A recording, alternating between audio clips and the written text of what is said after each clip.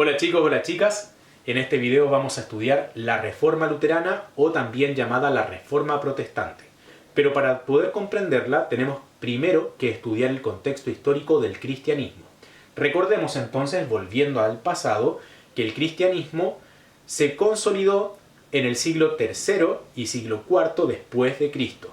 Esto porque apenas nació Cristo, los primeros cristianos o los primeros judíos convertidos al cristianismo, incluso hasta romanos convertidos al cristianismo como el mismo San Pedro, fueron perseguidos por el Imperio Romano. Y no fue hasta el siglo III y IV después de Cristo cuando poco a poco comenzó a relajarse esta persecución cristiana y los cristianos pasaron a formar, de haber sido excluidos y perseguidos, a formar parte de la oficialidad. Es decir, el imperio que antes creía en dioses, que antes creía en distintas religiones y en distintos tipos de creencias, ahora se va a concentrar entonces principalmente en la religión católica y va a pasar el catolicismo durante el siglo IV, principalmente desde el año 313 con el Edicto de Milán, a ser la religión oficial del Imperio Romano. Esto es bien importante y es bien interesante porque, como nosotros estamos viendo acá, nosotros estamos estudiando el siglo XVI en este caso, el siglo XV y XVI. Sin embargo, estamos hablando del siglo III y IV después de Cristo. ¿Por qué? Porque, si ustedes se fijan, la religión cristiana católica se plantea y se extiende a lo largo del tiempo hasta nuestros días incluso. Es decir, la religión cristiana logró superar y sobrevivir la caída del Imperio Romano. A pesar de haber sido la religión oficial durante el siglo III y IV, a pesar de que el Imperio Romano en el año 456 cae, esto no influencia tan fuertemente y tan poderosamente a una caída del cristianismo, porque el cristianismo sigue presente. Los pueblos germanos comienzan a invadir los límites del Imperio Romano. Estos pueblos germanos o bárbaros comienzan a asentarse y a quedarse en el territorio que antes había sido del Imperio Romano. Sin embargo, lo que conservan de ese imperio es lo que queda de la religión cristiana. Y esta religión cristiana va a ser el fundamento de la Edad Media. La Edad Media, recuerden, que va a estar principalmente enfocada en la fe católica.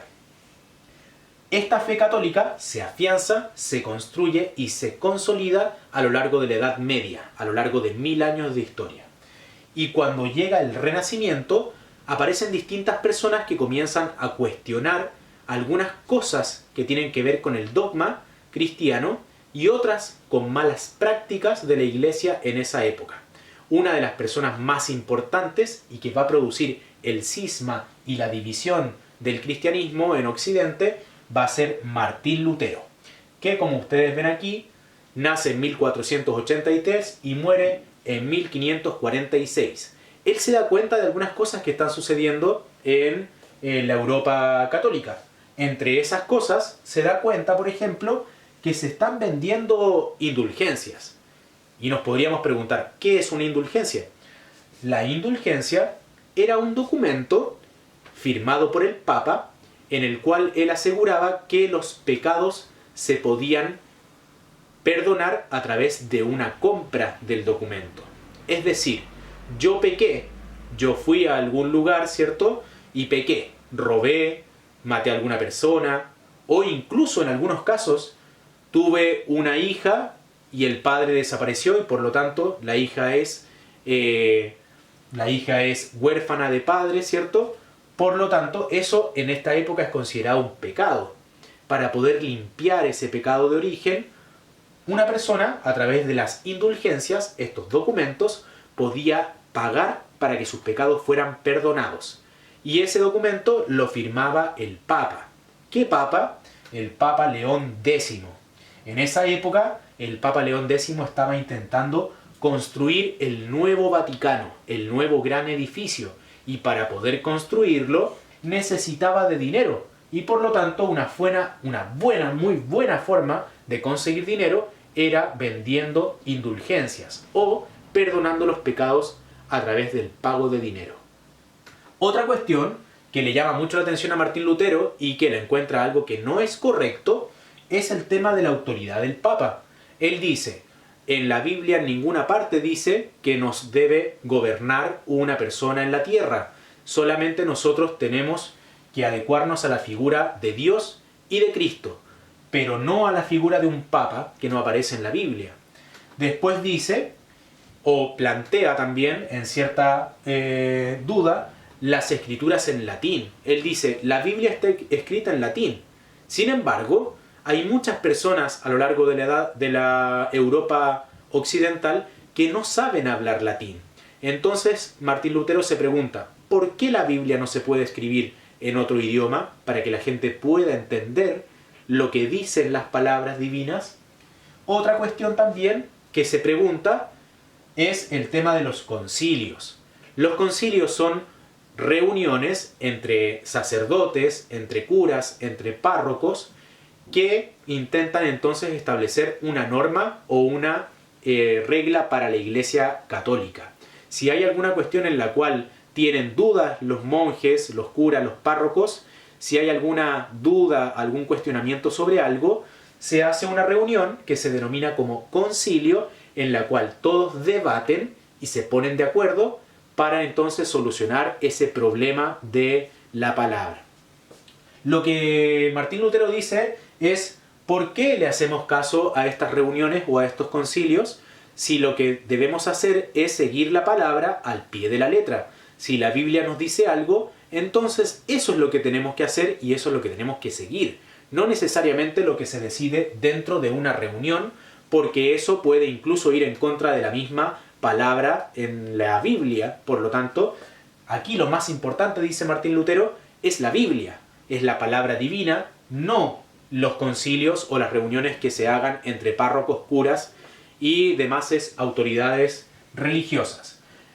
Al ver todas estas cosas y muchas, pero muchas más, decide Martín Lutero en una iglesia en Europa, en Wittenberg, lo que intenta plantear a la población a través de 95 tesis o 95 ideas principales. Entre ellas destacan las que están anotadas acá, pero son 95.